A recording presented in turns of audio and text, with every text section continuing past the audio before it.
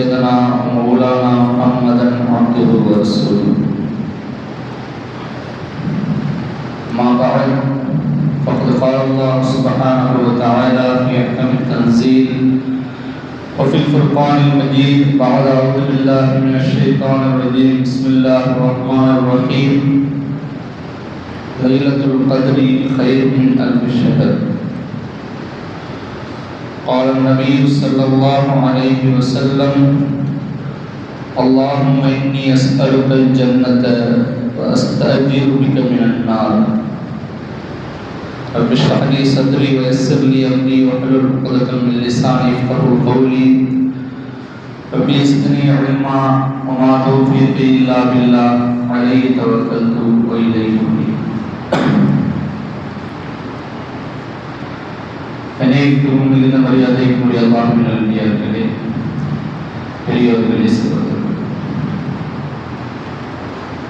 அல்லாஹ் சுப்ஹானஹு வ தஆலாவின் மாபெரும் கிருபையால் ரமலான் மாதத்தின் 3 ஜும்மாக்கள் முடிந்து 4வது ஜும்மாவிலே நாம் எல்லாம் இங்கே ஒன்று கூடியிருக்கிறோம். ரமலான் மாதத்தின் சிறப்பு வாய்ந்த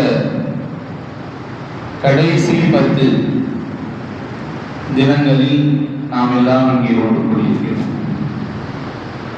முதலாவது 10 தினங்கள்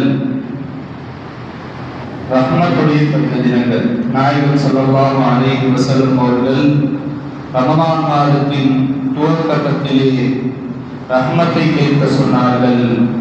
வஅவுஸதுஹு மக்ஃபிரத்துன், நடுப்பத்து 11 20 வரை மக்ஃபிரத், இறைவனிடம் பாவ மன்னிப்பை வேண்டக்கூடிய 10 தினங்கள். கடைசி 10 தினங்கள் வைத்தக்கும் மினன்னார், நரக விடுதலையை அல்லாஹ்விடம் வேண்டி நரகத்திலிருந்து விடுதலை பெற்றுக் கொள்ளக்கூடிய 10 தினங்கள். அல்லாஹ் சுப்ஹானஹு வ தஆலா குர்ஆனிலே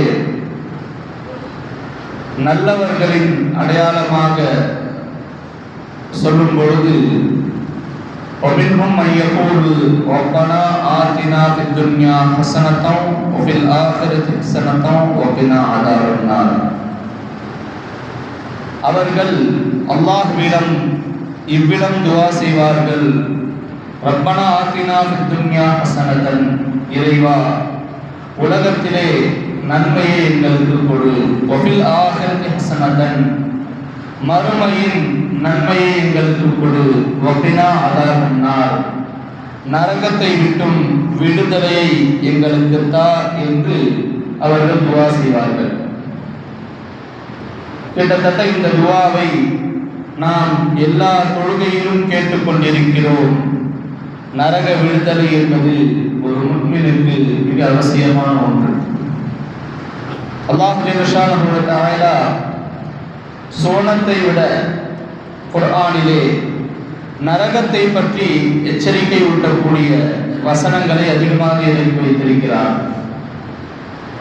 சோனத்தின் சுகபோக வாழ்க்கை கேட்பது, அதற்காக தங்களை தயார்படுத்தி வைத்துக் கொள்வது எவ்வளவு அவசியமோ அதுபோன்று கொடிய நரகத்தை விட்டும் நம்முடைய வாழ்வை நல்ல முறையில் அமைத்து தற்காத்துக் கொள்வது மிக அவசியமாகும்.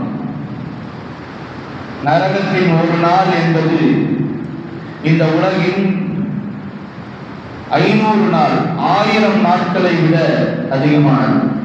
அங்க உள்ள ஒரு நாள், இங்க உள்ள 1000 நாள் என்றால் அதனுடைய கடுமை எவ்வளவு இருக்கும் என்பதை நாம் சிந்தித்து பார்க்க வேண்டும். அதனால்தான் திரும்ப திரும்ப நரகத்தை விட்டும் பாதுகாப்பு தேடிக் கொள்ளுங்கள், நரகம் மிக கொடியது என்பதாக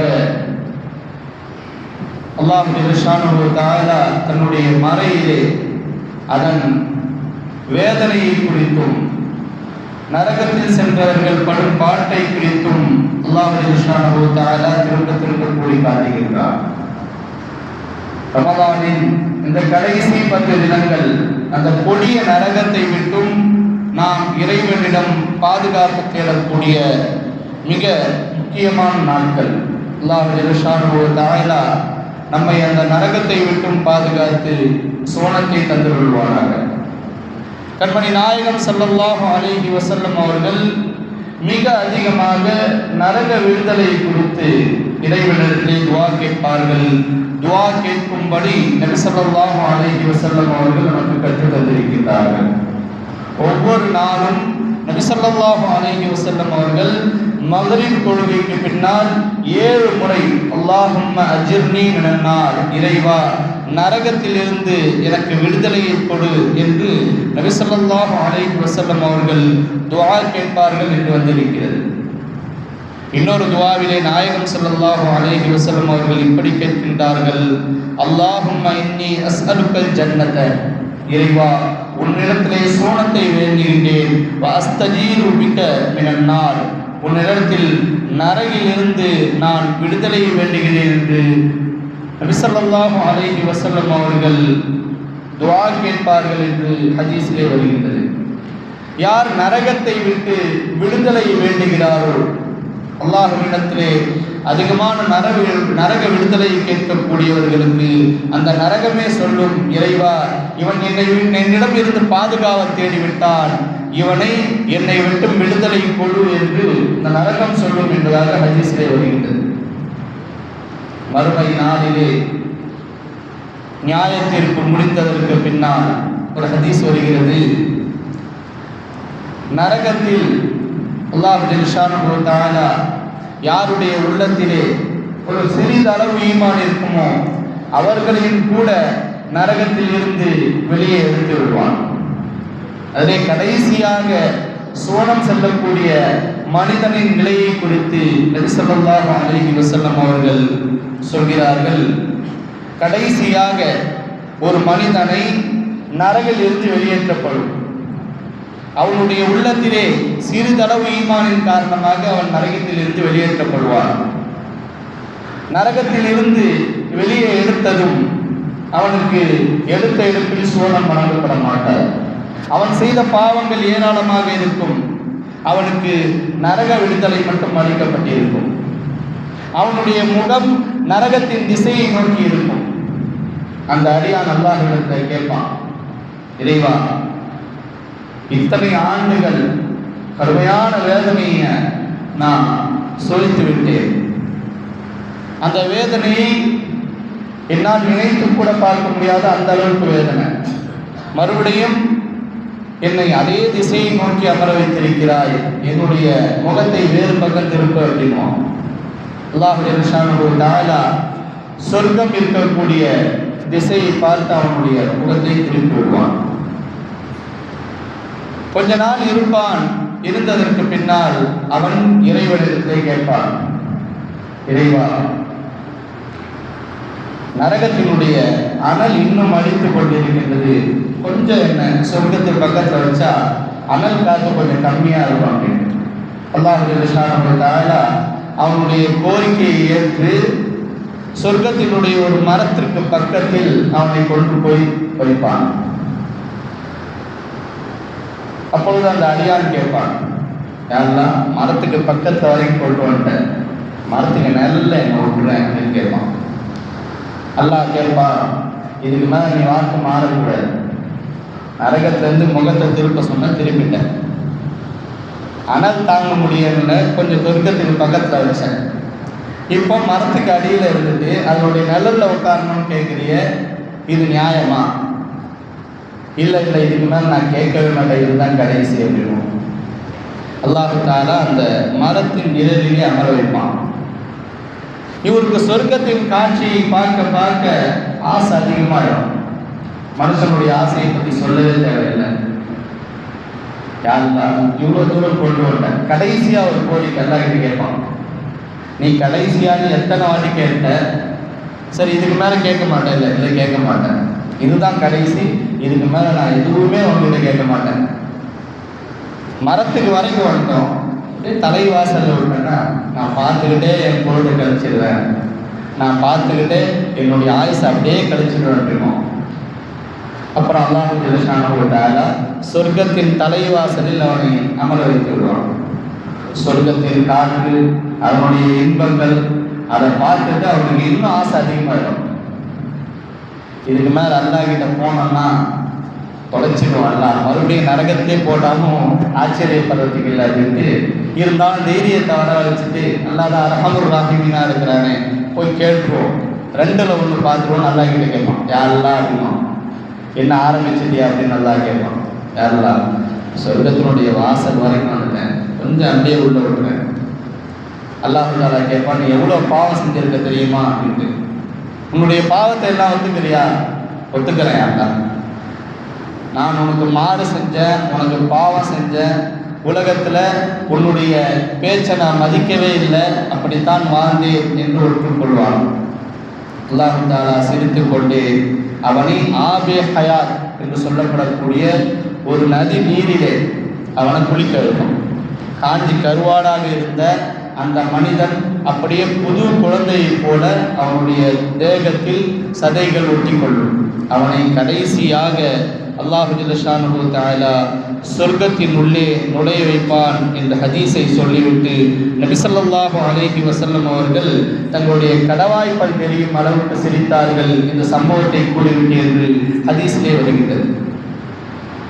ஆக நரகம் இருக்கின்றது, அது ஒரு சாதாரண விஷயம் அல்ல. நரகத்தினுடைய ஒரு நாள் இந்த உலகத்தின் 500,000 ஆண்டுகளுக்கு சமமானது. ஒரு நாள் கூட, ஒரு மணி நேரம் கூட மனிதனால் நரகத்தின் வேதனையை தாங்கிக் கொள்ள முடியாது. அந்த நரகத்தை விட்டும் விடுதலை பெறுவதற்கான வழிகளை திருக்குர்ஆன் நமக்கு காட்டி தருகின்றது. கத் ஹர்ரமல் அலன்னாரி மன் கால் லா இலாஹ இல்லல்லாஹ் யப்தகி பிதாலிக வஜ்ஹில்லாஹ். யார் கலிமாவை இஹ்லாஸோடு மன தூய்மையோடு சொல்கிறாரோ அவருக்கு அல்லாஹ் ஜல்லஷானஹு வ தஆலா நரக விடுதலை அளித்து விடுவான். ஒரு ஹதீஸில் வருது, ஒரு மனிதன் அவனுடைய பதிவேட்டிலே 99 பாவங்கள் இருக்கும்.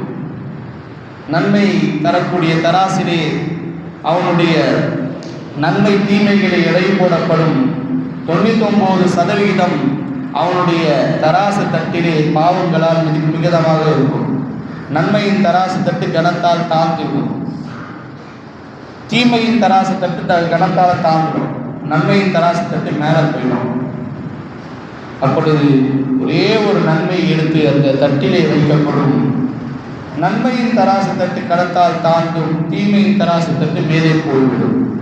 அது என்ன நன்மை என்றால், அந்த மனிதன் ஒரு சந்தர்ப்பத்திலே இஹ்லாஸான முறையில் மன தூய்மையாக லா இலாஹ இல்லல்லாஹ் என்று சொல்லியிருப்பான். அல்லாஹுவை தவிர வேறு நாயனே இல்லை என்று மன தூய்மையோடு கூறிய அந்த வார்த்தை அவனுடைய தீமையை விட மிகைத்து அவன் சொர்க்கம் செல்வதற்கு காரணமாக ஆகிவிடும் என்றால், மனிதனுக்கு இஹ்லாஸ் என்பது மன தூய்மை மிக அவசியம். ஒரு போர்க்களத்திலே அலி ரலியல்லாஹு அன்ஹு அவர்கள் எதிரியோடு சண்டையிட்டுக் கொண்டிருக்கிறார்கள்.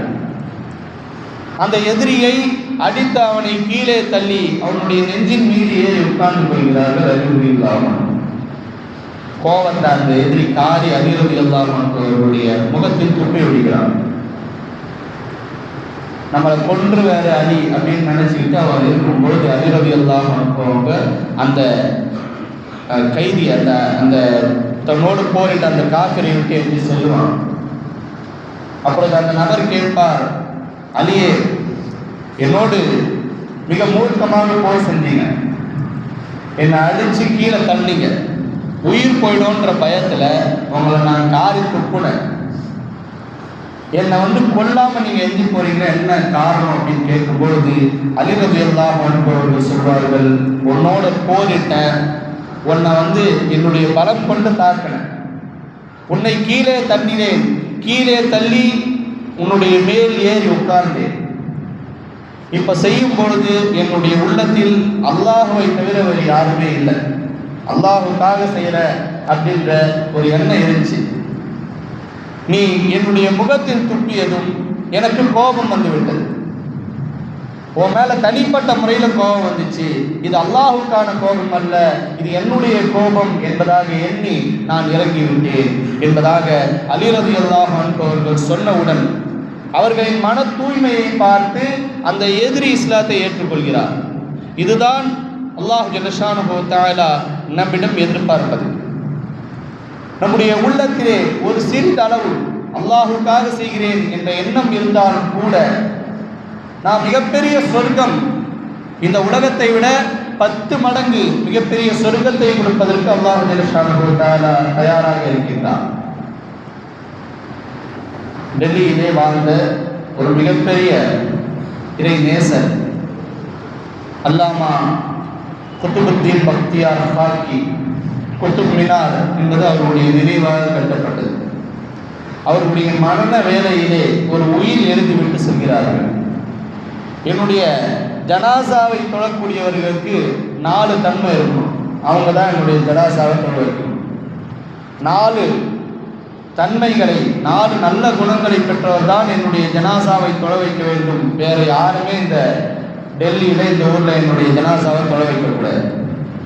1வது, தொழுகை கடமையானதிலிருந்து தஹஜ்ஜத்தை விடாதவர். 2வது, தொடர்ந்து அசர் தொழுகையை முன் சுன்னத்தோடு பேணி தொழுதவர். தொடர்ந்து அசர் தொழுகை தொழுதிருக்கணும், முன் சுன்னத்தோடு தொழுதிருக்கணும்.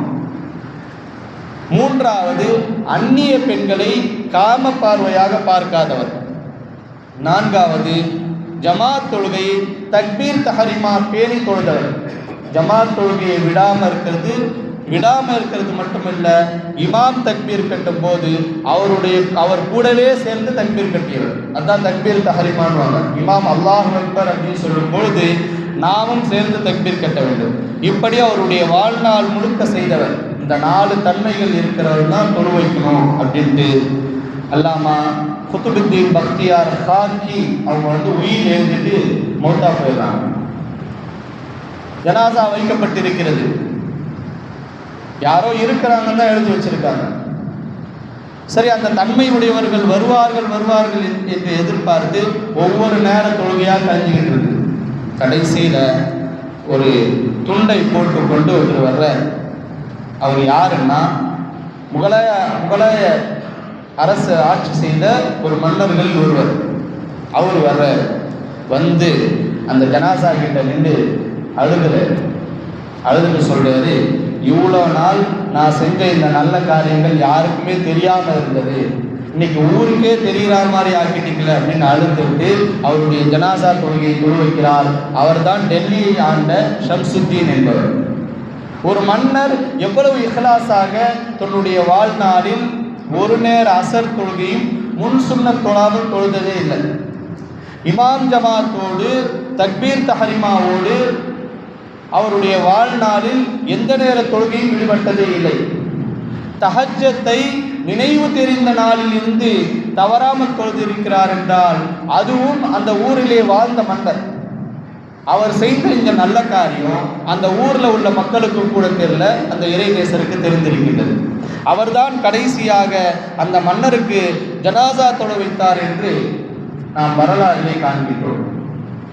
பிஷ்ருல் ஹாபி ரஹ்மத்துல்லாஹி அலைஹி அவர்கள் சொல்கிறார்கள், உனது தவறுகளை மக்களிடம் நீ மறைப்பது போல் உன்னுடைய நற்செயல்களையும் மறைப்பது தான் இஹ்லாஸ்.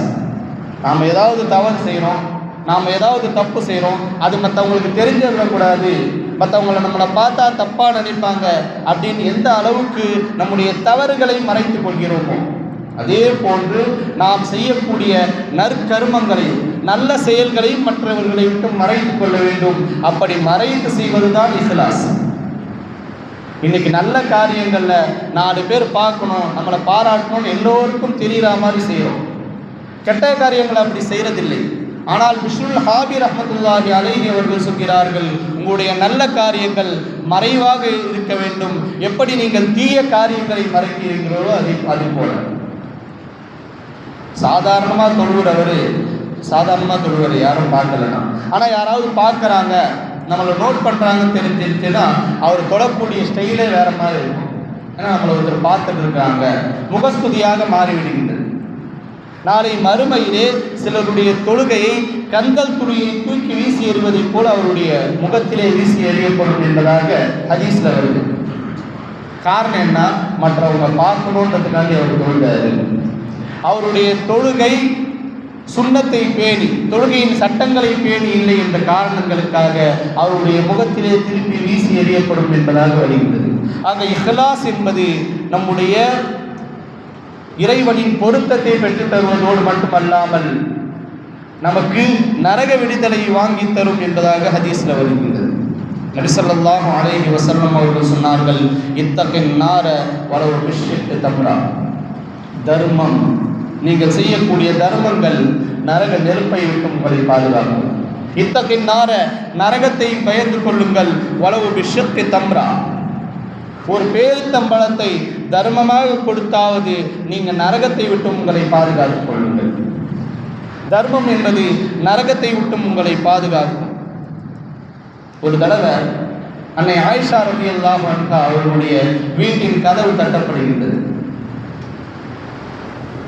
ஆயிஷா ரலியல்லாஹு அன்ஹா அவர்கள் கதவை திறக்கிறார்கள். ஒரு பெண்மணி வந்து நிற்கிறாங்க. கையில் 2 குழந்தைகள், பெண் குழந்தைகள். ஆயிஷா ரலியல்லாஹு அன்ஹா அவர்கள் சொல்கிறார்கள், என்னிடத்துல 2 பேரித்தம்பழம் இருந்தது, அதை நான் அந்த யாசகம் கேட்டு அந்த பெண்மணிக்கு கொடுத்தேன். அந்த பெண்மணிக்கும் பசி இருந்தாலும் அவருடைய 2 குழந்தைகள் பசியால் அழுது கொண்டிருக்கின்றார்கள். உடனே அந்த பெண்மணி தான் சாப்பிடாம தன்னுடைய குழந்தைகளுக்கு அந்த 2 பேரித்தம்பழத்தை கொடுத்துட்டாங்க. இதை பார்த்ததும் அன்னை ஆயிஷா ரலியல்லாஹு அன்ஹா அவர்களுக்கு துக்கம் தாங்கல. நபி ஸல்லல்லாஹு அலைஹி வஸல்லம் அவர்கள் வருகிறார்கள், அழுது கொண்டே சொல்கின்றார்கள், நாயகமே, ஒரு பெண்மணி என்னிடத்திலே வந்தார், என்னிடத்திலே யாசகம் கேட்டார், என்னிடத்திலே கொடுப்பதற்கு 2 பேரித்தம்பழங்கள் தான் இருந்தது. அவர்கள் அந்த பெண்ணோடு சேர்த்து அவர்களுடைய குழந்தைகள் 2 பேர் 3 பேர் இருந்தார்கள்.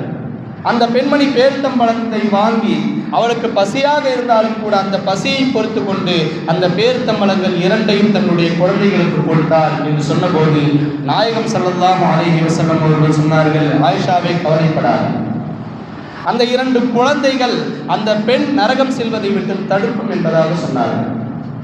குழந்தைகளை நல்ல முறையில் வளர்ப்பதும் நரகம் செல்வதை விட்டும் தடுக்கும் என்பதாக கண்மணி நாயகம் ஸல்லல்லாஹு அலைஹி வஸல்லம் அவர்கள் சொன்னார்கள்.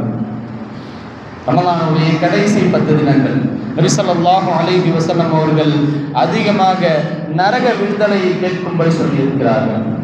அல்லாஹும்ம அஅதிக்னி மினன் நார் வ அத்கில்னல் ஜன்னத யா ரப்பல் ஆலமீன். ஒவ்வொரு நேர தொழுகைகளையும் இதை நாம் கேட்க வேண்டும். குறிப்பாக இந்த கடைசி 10 தினங்கள் என்பது லைலத்துல் கத்ர் இரவு இருக்கக்கூடிய தினங்களாக இருக்கின்றன.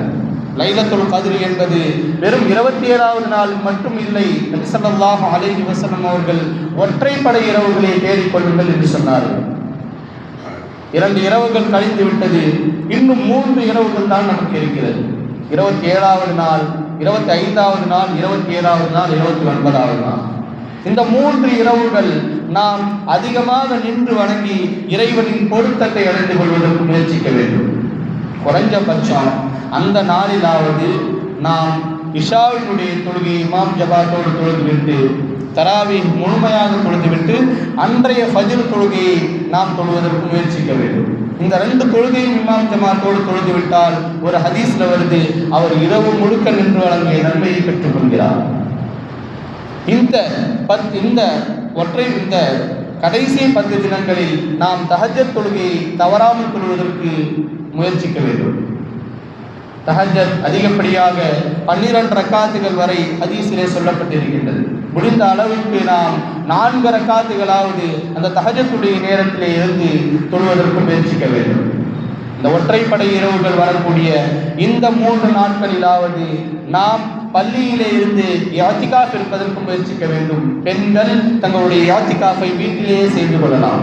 அவர்களுக்காக தொழுகை இடங்களை தனியாக ஒதுக்கி கொண்டு வீட்டின் வேலைகளை செய்து கொண்டே அவர்கள் யாத்திகாஃப் இருக்க முடியும். பெண்கள் யாத்திகாஃப் இருப்பது மிக சுலபமான ஒன்று. கண்ணியமானவர்களே, எந்த அளவுக்கு முடியுமோ இந்த தினங்களில் அமல் செய்வதற்கு நாம் முயற்சிக்க வேண்டும். அல்லாஹ் ஜல்ல ஷானஹு வ தஆலா எதை சொன்னோமோ அதை கேட்டோமோ அதன்படி